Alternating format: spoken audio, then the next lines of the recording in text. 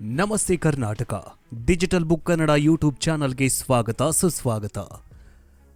ವಕ್ಫ್ ಆಸ್ತಿ ಅನ್ನೋದು ಹಲವು ಕಾರಣಗಳಿಂದ ವಿವಾದದ ಗೂಡಾಗಿದೆ. ವಕ್ಫ್ ಮಂಡಳಿ ತನ್ನ ಆಸ್ತಿಗಳ ಮೇಲೆ ನಿರಂಕುಶ ಅಧಿಕಾರ ಹೊಂದಿದೆ ಅನ್ನೋ ಆರೋಪವನ್ನ ಬಿಜೆಪಿ ಹಾಗೂ ಹಿಂದೂಪರ ಸಂಘಟನೆಗಳು ಮಾಡುತ್ತಲೇ ಬಂದಿವೆ. ಇದೀಗ ಮೋದಿ ಸರ್ಕಾರ ವಕ್ಫ್ ಆಸ್ತಿಗೆ ಮೂಗುದಾರ ಹಾಕೋದಕ್ಕೆ ಮುಂದಾಗಿದೆ ಅನ್ನೋ ಮಾಹಿತಿ ಹೊರಬಿದ್ದಿದೆ. ವಕ್ಫ್ ಆಸ್ತಿ ಮೇಲೆ ಸರ್ಕಾರ ನಿಯಂತ್ರಣ ಸಾಧಿಸತ್ತಾ ಅಥವಾ ವಕ್ಫ್ ಆಸ್ತಿಯನ್ನೇ ವಶಪಡಿಸ್ಕೋದಕ್ಕೆ ಮುಂದಾಗಿದೆಯಾ ಎಂಬ ಪ್ರಶ್ನೆ ಕೂಡ ಎದ್ದಿದೆ.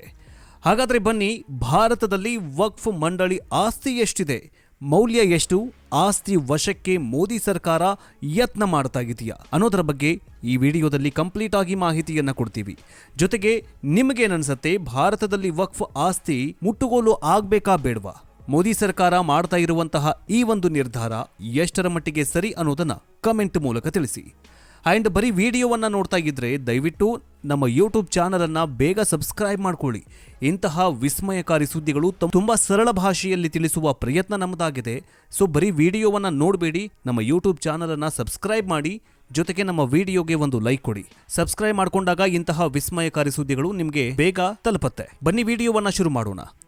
ಹಿಂದೂಗಳೇ ಬಹುಸಂಖ್ಯಾತರಾಗಿದ್ದ ತಮಿಳುನಾಡಿನ ತಿರುಚೆಂದೂರೈ ಎಂಬ ಹಳ್ಳಿಯನ್ನೇ ವಕ್ಫ್ ಬೋರ್ಡ್ ತನ್ನದು ಅಂತ ಹೇಳಿಕೊಂಡಿತ್ತು. ಸೆಪ್ಟೆಂಬರ್ 2022ರಲ್ಲಿ ಬೆಳಕಿಗೆ ಬಂದಿದ್ದಂತಹ ಈ ಪ್ರಕರಣ ದೇಶಾದ್ಯಂತ ವಿವಾದದ ಅಲೆಯನ್ನೇ ಎಬ್ಬಿಸಿತ್ತು. ಈ ಪ್ರಕರಣ ಬೆಳಕಿಗೆ ಬರುವ ಮುನ್ನವೇ ವಕ್ಫ್ ಮಂಡಳಿಯ ನಿರಂಕುಶ ಅಧಿಕಾರಕ್ಕೆ ಕಡಿವಾಣ ಹಾಕಬೇಕು ಅಂತ ಅದಾಗಲೇ ಕೂಗಿ ಎದ್ದಿತ್ತು. 2023ರ ಮೇ ತಿಂಗಳಲ್ಲಿ ದಿಲ್ಲಿ ವಕ್ಫ್ ಬೋರ್ಡ್ ಕೂಡ ಸುದ್ದಿಯಲ್ಲಿ ಇತ್ತು. ಮಂಡಳಿಯ ಸ್ವಾಧೀನದಲ್ಲಿ ಇರುವಂತಹ 123 ಆಸ್ತಿಗಳನ್ನು ಪರಿಶೀಲನೆ ಮಾಡಿ ಅಂತ ದಿಲ್ಲಿ ಹೈಕೋರ್ಟ್ ತಾಕೀತು ಕೂಡ ಮಾಡಿತ್ತು. ಈ ಎಲ್ಲ ಬೆಳವಣಿಗೆಗಳ ನಂತರದಲ್ಲೇ 2024ರ ಲೋಕಸಭಾ ಚುನಾವಣೆಗೆ ಮುನ್ನವೇ ವಕ್ಫ್ ಮಂಡಳಿಗೆ ಮೂಗುದಾರ ಹಾಕುವುದಕ್ಕೆ ಹೊಸ ಕಾನೂನನ್ನು ರೂಪಿಸುವುದಕ್ಕೆ ಕೇಂದ್ರ ಸರ್ಕಾರ ಸಿದ್ಧತೆ ನಡೆಸಿತ್ತು. ಆದರೆ ಈ ಪ್ರಸ್ತಾಪ ಮುಂದುವರಿಯಲಿಲ್ಲ. ಇದೀಗ ಮಹಾರಾಷ್ಟ್ರ ಸೇರಿದಂತೆ 3 ರಾಜ್ಯಗಳ ವಿಧಾನಸಭೆ ಚುನಾವಣೆ ಹೊತ್ತಲ್ಲಿ ವಕ್ಫ್ ಮಂಡಳಿಗೆ ಅಂದರೆ ವಕ್ಫ್ ಕಾಯ್ದೆಗೆ ತಿದ್ದುಪಡಿ ತರುವ ಪ್ರಸ್ತಾಪ ಸದ್ದು ಮಾಡ್ತಾಗಿದೆ. ಹಾಗಾದರೆ ಏನಿದು ವಕ್ಫ್ ಕಾಯ್ದೆ? ವಕ್ಫ್ ಮಂಡಳಿಗೆ ಇರುವಂತಹ ಅಧಿಕಾರಗಳೇನು? ಒಟ್ಟು ಆಸ್ತಿ ಎಷ್ಟು? ಕೇಂದ್ರದ ಹೊಸ ಕಾನೂನಿನಲ್ಲಿ ಏನೆಲ್ಲ ಇದೆ? ಇದರ ಕುರಿತಂತೆ ಸಂಪೂರ್ಣವಾಗಿ ತುಂಬಾ ಸರಳ ಭಾಷೆಯಲ್ಲಿ ಹೇಳಿಕೊಡ್ತೀವಿ. ಭಾರತ ದೇಶಾದ್ಯಂತ ಒಟ್ಟು 8,70,000 ವಕ್ಫ್ ಆಸ್ತಿ ಇದೆ. ಸುಮಾರು 9.40 ಎಕರೆ ಪ್ರದೇಶದಲ್ಲಿ ದೇಶಾದ್ಯಂತ ವಕ್ಫ್ ಆಸ್ತಿ ಇದೆ. ಈ ಆಸ್ತಿಗಳ ಮೌಲ್ಯ ಹಲವು ಲಕ್ಷ ಕೋಟಿ ಆಗಬಹುದು. ಆಸ್ತಿಗಳು ಇರುವಂತಹ ಸ್ಥಳ, ಆ ಸ್ಥಳದ ಮಾರುಕಟ್ಟೆ ಮೌಲ್ಯ ಆಧರಿಸಿ ದೇಶಾದ್ಯಂತ ಇರುವಂತಹ ವಕ್ಫ್ ಆಸ್ತಿಗಳ ಒಟ್ಟು ಮೌಲ್ಯ ಆಧರಿಸಬೇಕಾಗತ್ತೆ. ಸಾಕಷ್ಟು ವಕ್ಫ್ ಆಸ್ತಿಗಳು ಪ್ರಮುಖ ಸ್ಥಳಗಳ ಆಯಕಟ್ಟಿನ ಪ್ರದೇಶದಲ್ಲೇ ಇದ್ದಾವೆ. ಜೊತೆಗೆ ಕೆಲವೊಂದಿಷ್ಟು ಆಸ್ತಿಗಳಿಗೆ ಐತಿಹಾಸಿಕ ನಂಟು ಇರುವಂತಹ ಕಾರಣ ಪುರಾತತ್ವ ಇಲಾಖೆಗೂ ಕೂಡ ಮಹತ್ವದ್ದಾಗಿದೆ. ಇನ್ನು ಏನಿದು ವಕ್ಫ್ ಆಸ್ತಿ ಅಂತ ನೋಡ್ತಾ ಹೋಗೋದಾದ್ರೆ, 1995ರಲ್ಲಿ ಜಾರಿಗೆ ಬಂದಂತಹ ವಕ್ಫ್ ಕಾಯ್ದೆಯಲ್ಲಿ ಮುಸ್ಲಿಂ ಕಾನೂನನ್ನ ಅನ್ವಯ ಮಾಡಲಾಗಿದೆ. ಕಾನೂನಿನ ಅನ್ವಯ ಯಾವುದೇ ವ್ಯಕ್ತಿ ಧಾರ್ಮಿಕ ಕಾರಣಕ್ಕಾಗಿ ದಾನ ಮಾಡಿದ ಆಸ್ತಿ ವಕ್ಫ್ ಆಸ್ತಿಯಾಗತ್ತೆ. ಈ ಆಸ್ತಿ ವಕ್ಫ್ ಮಂಡಳಿಯ ಸ್ವಾಧೀನಕ್ಕೆ ಬರುತ್ತೆ. ಜೊತೆಯಲ್ಲೇ ವಕ್ಫ್ ಮಂಡಳಿ ಯಾವುದೇ ಆಸ್ತಿಯನ್ನ ತನ್ನ ಆಸ್ತಿಯಂತ ಘೋಷಿಸಿ ವಶಕ್ಕೆ ಪಡೆಯುವ ಪರಮಾವಧಿಯನ್ನು ಕೂಡ ಹೊಂದಿರುತ್ತೆ. 2013ರಲ್ಲಿ ಈ ಕಾಯ್ದೆಗೆ ಅಲ್ಪ ಬದಲಾವಣೆ ತಂದಿದ್ದ ಯುಪಿಎ ಸರ್ಕಾರ ಭಾರತೀಯ ಪುರಾತತ್ವ ಇಲಾಖೆ, ಭಾರತೀಯ ವಕ್ಫ್ ಹಾಗೂ ರಾಜ್ಯ ವಕ್ಫ್ ಘಟಕಗಳಿಗೆ ಅಧಿಕಾರ ಹಂಚಿಕೆ ಮಾಡುವ ಕಾನೂನು ತಂದಿತ್ತು. ಇಂದಿಗೂ ಕೂಡ ಎಲ್ಲಾ ಆಸ್ತಿಗಳು ವಕ್ಫ್ ಅಧೀನದಲ್ಲೇ ಇದ್ದಾವೆ. ಇನ್ನು ವಕ್ಫ್ ಕಾನೂನಿಗೆ ವಿರೋಧ ಯಾಕೆ ಮಾಡಲಾಯಿತು ಅನ್ನೋದನ್ನ ನೋಡ್ತಾ ಹೋಗೋದಾದ್ರೆ, ವಕ್ಫ್ ಆಸ್ತಿಯಲ್ಲಿ ವಿವಾದಿತ ಭೂಮಿಗಳೇ ಹೆಚ್ಚಾಗಿವೆ. ಜೊತೆಯಲ್ಲೇ ವಕ್ಫ್ ಬೋರ್ಡ್ನಲ್ಲಿ ಮಹಿಳೆಯರ ಪ್ರಾತಿನಿಧ್ಯ ಇಲ್ಲವೇ ಇಲ್ಲ ಎನ್ನುವಷ್ಟರ ಮಟ್ಟಿಗಿದೆ. ಮುಸ್ಲಿಮರ ಉಪಪಂಗಡಗಳಾದ ಶಿಯಾ, ಬೋಹರಾ ಸೇರಿದಂತೆ ಹಲವಾರು ವಕ್ಫ್ ಕಾನೂನಿಗೆ ವಿರೋಧ ಮಾಡ್ತಾ ಇದ್ದಾರೆ.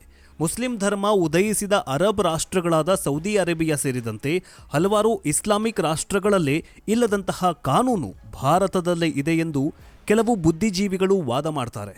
ಇದಕ್ಕೆ ಪೂರಕ ಎಂಬಂತೆ ಮಹಾರಾಷ್ಟ್ರ, ಹರಿಯಾಣ, ಜಾರ್ಖಂಡ್ ವಿಧಾನಸಭಾ ಚುನಾವಣೆಗಳ ಹೊತ್ತಲ್ಲೇ ವಕ್ಫ್ ಮಂಡಳಿಗೆ ಮೂಗುದಾರ ಹಾಕುವುದಕ್ಕೆ ಕಾನೂನು ತಂದು ತನ್ನ ವರ್ಚಸ್ಸನ್ನ ಹೆಚ್ಚಿಸಿಕೊಳ್ಳುವಂತಹ ಪ್ರಯತ್ನದಲ್ಲಿ ಕೇಂದ್ರ ಸರ್ಕಾರ ಇದೆ. ಇನ್ನು ಕೇಂದ್ರದ ಹೊಸ ಕಾನೂನಿನಲ್ಲಿ ಏನಿದೆ ಅಂತ ನೋಡ್ತಾ ಹೋಗೋದಾದ್ರೆ, ವಕ್ಫ್ ಆಸ್ತಿಗಳ ದುರ್ಬಳಕೆ ತಡೆಯೋದು ಕೇಂದ್ರ ಸರ್ಕಾರದ ಹೊಸ ಕಾನೂನಿನ ಉದ್ದೇಶವಾಗಿದೆ. ವಕ್ಫ್ ಆಸ್ತಿಗಳ ಅಧಿಕಾರದಲ್ಲಿ ಸರ್ಕಾರ ಆಯಾ ಜಿಲ್ಲೆಗಳ ಜಿಲ್ಲಾಧಿಕಾರಿಗಳಿಗೆ ನೀಡುವ ಸಾಧ್ಯತೆಯೂ ಕೂಡ ಇದೆ. ಮೊದಲ ಹಂತದಲ್ಲಿ ಸರ್ಕಾರ ವಕ್ಫ್ ಬೋರ್ಡ್ನ ಎಲ್ಲಾ ಆಸ್ತಿಗಳ ಪರಿಶೀಲನೆ ಮಾಡಲಿದೆ. ಬಳಿಕ ವಕ್ಫ್ ಬೋರ್ಡ್ನ ಎಲ್ಲಾ ಪರಮಾಧಿಕಾರಿಗಳ ಮೇಲೆ ನಿಯಂತ್ರಣವನ್ನ ಸಾಧಿಸಲಿದೆ. ಜೊತೆಯಲ್ಲೇ ವಕ್ಫ್ ಆಸ್ತಿ ಕುರಿತಾಗಿ ಇರುವಂತಹ ವ್ಯಾಜ್ಯಗಳ ಪರಿಶೀಲನೆ ಕೂಡ ನಡೆಯಲಿದೆ. ತಿದ್ದುಪಡಿ ಮಸೂದೆ ಮಂಡಿಸುವುದಕ್ಕೆ ಕೇಂದ್ರ ಸಚಿವ ಸಂಪುಟ ಸಿದ್ಧತೆ ನಡೆಸಿದೆ ಅಂತ ಹೇಳಲಾಗ್ತಿದೆ. ಸದ್ಯ ಇರುವಂತಹ ವಕ್ಫ್ ಕಾಯ್ದೆಗೆ 40ಕ್ಕೂ ಹೆಚ್ಚು ತಿದ್ದುಪಡಿಗಳನ್ನು ತರಲಾಗುತ್ತೆ ಅಂತ ಮಾಹಿತಿ ಹೇಳಲಾಗ್ತಿದೆ. ಈ ಮೂಲಕ ವಕ್ಫ್ ಮಂಡಳಿಯ ಸ್ವಾಯತ್ತತೆಗೆ ಕಡಿವಾಣ ಹಾಕಿ ವಕ್ಫ್ ಬೋರ್ಡ್ನ ಎಲ್ಲಾ ಆಸ್ತಿಗಳ ಮೇಲೆ ಸರ್ಕಾರ ನಿಯಂತ್ರಣ ಸಾಧಿಸಬಹುದಾಗಿದೆ.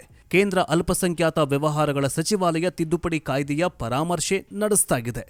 ಇನ್ನು ವಕ್ಫ್ ಆಸ್ತಿಗಳ ನಿರ್ವಹಣೆಗೆ ಮೂಲವತ್ತಿಗಳನ್ನು ನೇಮಕ ಮಾಡುವ ಪ್ರಕ್ರಿಯೆಯಲ್ಲೂ ಕೂಡ ವಕ್ಫ್ ಮಂಡಳಿ ಅಧಿಕಾರ ದುರ್ಬಳಕೆ ಮಾಡಿಕೊಳ್ಳುವುದನ್ನು ತಡೆಯುವುದಕ್ಕೆ ಕೇಂದ್ರ ಸರ್ಕಾರ ಮುಂದಾಗ್ತಾ ಇದೆ ಅಂತ ಹೇಳಲಾಗ್ತಿದೆ. ದೇಶಾದ್ಯಂತ 28 ರಾಜ್ಯಗಳು ಹಾಗೂ ಕೇಂದ್ರಾಡಳಿತ ಪ್ರದೇಶಗಳಲ್ಲಿ ಒಟ್ಟು 30 ವಕ್ಫ್ ಮಂಡಳಿಗಳು ಇವೆ. ಇನ್ನು ವಕ್ಫ್ ಕಾಯ್ದೆಗೆ ತಿದ್ದುಪಡಿ ತರಲು ಹೊರಟಿರುವಂತಹ ಕೇಂದ್ರ ಸರ್ಕಾರದ ನಿರ್ಧಾರವನ್ನ ಅಯೋಧ್ಯೆಯ ರಾಮ ಮಂದಿರದ ಪ್ರಧಾನ ಅರ್ಚಕ ಆಚಾರ್ಯ ಸತ್ಯೇಂದ್ರ ದಾಸ್ ಸ್ವಾಗತ ಮಾಡಿದ್ದಾರೆ. ಇದು ಉತ್ತಮ ಹೆಜ್ಜೆ. ವಕ್ಫ್ ಮಂಡಳಿಯ ಆಸ್ತಿಯಲ್ಲಿ ಮಹಿಳೆಯರಿಗೆ ಯಾವುದೇ ಪಾಲಿಲ್ಲ. ಯಾವುದೇ ಮಹಿಳಾ ಸದಸ್ಯೆ ವಕ್ಫ್ ಮಂಡಳಿಯ ಭಾಗವಾಗಿಲ್ಲ. ಈಗ ವಕ್ಫ್ ಮಂಡಳಿಯ ಆಸ್ತಿಯಲ್ಲಿ ಮಹಿಳೆಯರ ಪಾಲು ಇರಲಿದೆ. ಯಾವುದೇ ಭೂಮಿಯನ್ನ ತನ್ನ ಸ್ವಂತ ಆಸ್ತಿಯಂತ ಘೋಷಿಸುವ ವಕ್ಫ್ ಮಂಡಳಿಯ ಪರಮಾವಧಿಯನ್ನ ಕಡಿತಗೊಳಿಸುವುದು ಸೇರಿದಂತೆ ವಕ್ಫ್ ಕಾಯ್ದೆಯಲ್ಲಿ ಹಲವಾರು ತಿದ್ದುಪಡಿಗಳನ್ನು ತರುವ ಮಸೂದೆ ಸಂಸತ್ನಲ್ಲಿ ಮಂಡಿಸುವುದಕ್ಕೆ ಕೇಂದ್ರ ಸರ್ಕಾರ ಅಂದರೆ ಮೋದಿ ಸರ್ಕಾರ ಮುಂದಾಗಿದೆ. ಇನ್ನು ವಕ್ಫ್ ಕಾಯ್ದೆಯನ್ನ 1954ರಲ್ಲಿ ಸಂಸತ್ತು ಅಂಗೀಕಾರ ಮಾಡಿತ್ತು. ಅದರ ನಂತರ 1995ರಲ್ಲಿ ತಿದ್ದುಪಡಿ ಮಾಡಲಾಯಿತು. ನಂತರ 2013ರಲ್ಲಿ ಮಾಡಿದ ತಿದ್ದುಪಡಿಯು ವಕ್ಫ್ ಮಂಡಳಿಯ ಹಕ್ಕುಗಳನ್ನು ಮತ್ತಷ್ಟು ಬಲಪಡಿಸಿತು. ವಕ್ಫ್ ಮಂಡಳಿಯು ಯಾರೊಬ್ಬ ಆಸ್ತಿಯನ್ನ ತನ್ನದೇ ಎಂದು ಘೋಷಿಸಬಹುದು ಮತ್ತು ಅದರ ನಿರ್ಧಾರವನ್ನ ಯಾವುದೇ ನ್ಯಾಯಾಲಯದಲ್ಲಿ ಪ್ರಶ್ನೆ ಮಾಡುವಂತಿಲ್ಲ. ವಕ್ಫ್ ಮಂಡಳಿಯ ಕಾರ್ಯನಿರ್ವಹಣೆಯಲ್ಲಿ ಹೆಚ್ಚಿನ ಹೊಣೆಗಾರಿಕೆ ಮತ್ತು ಪಾರದರ್ಶಕತೆಯನ್ನ ಖಚಿತಪಡಿಸಿಕೊಳ್ಳುವುದಕ್ಕೆ ಮತ್ತು ಈ ಸಂಸ್ಥೆಯಲ್ಲಿ ಮಹಿಳೆಯರನ್ನ ಕಡ್ಡಾಯವಾಗಿ ಸೇರಿಸುವುದನ್ನು ಖಚಿತಪಡಿಸಿಕೊಳ್ಳುವುದಕ್ಕೆ 1995ರ ಕಾನೂನಿಗೆ ತಿದ್ದುಪಡಿ ಮಾಡಲು ಸರ್ಕಾರ ಸಂಸತ್ನಲ್ಲಿ ಮಸೂದೆಯನ್ನ ಮಂಡಿಸಬಹುದಂತ ಹೇಳಲಾಗ್ತಿದೆ. ಇನ್ನು ವಕ್ಫ್ ಮಂಡಳಿಯ ಕೆಲಸ ಏನಂತಂದ್ರೆ, ವಕ್ಫ್ ಮಂಡಳಿ ಕಾಯ್ದೆ ಏನಂತಂದ್ರೆ ಮತ್ತು ಧಾರ್ಮಿಕ ಸಂಸ್ಥೆಗಳ ನಿರ್ವಹಣೆಗಾಗಿ ಮಾಡಿದ ಕಾನೂನಾಗಿದೆ. ವಕ್ಫ್ ಎಂಬುದು ಅರೇಬಿಯನ್ ಪದವಾಗಿದ್ದು ಇದರರ್ಥ ನಿಲ್ಲಿಸುವುದು ಅಥವಾ ಶರಣಾಗುವುದು ಅಂತರ್ಥ. ವಕ್ಫ್ ಕಾಯ್ದೆ 1995ರ ಪ್ರಕಾರ ವಕ್ಫ್ ಎಂಬುದು ಮುಸ್ಲಿಂ ಕಾನೂನಿನಿಂದ ಪವಿತ್ರ, ಧಾರ್ಮಿಕ ಮತ್ತು ದತ್ತಿ ಎಂದು ಗುರುತಿಸಲ್ಪಟ್ಟ ವ್ಯಕ್ತಿ ಅಥವಾ ಸಂಸ್ಥೆಯಿಂದ ಯಾವುದೇ ಉದ್ದೇಶಕ್ಕಾಗಿ ಚಲಿಸಬಲ್ಲ ಅಥವಾ ಸ್ಥಿರ ಆಸ್ತಿಯ ಶಾಶ್ವತ ಸಮರ್ಪಣೆಯಾಗಿದೆ ಅಂತ ಹೇಳಲಾಗುತ್ತೆ.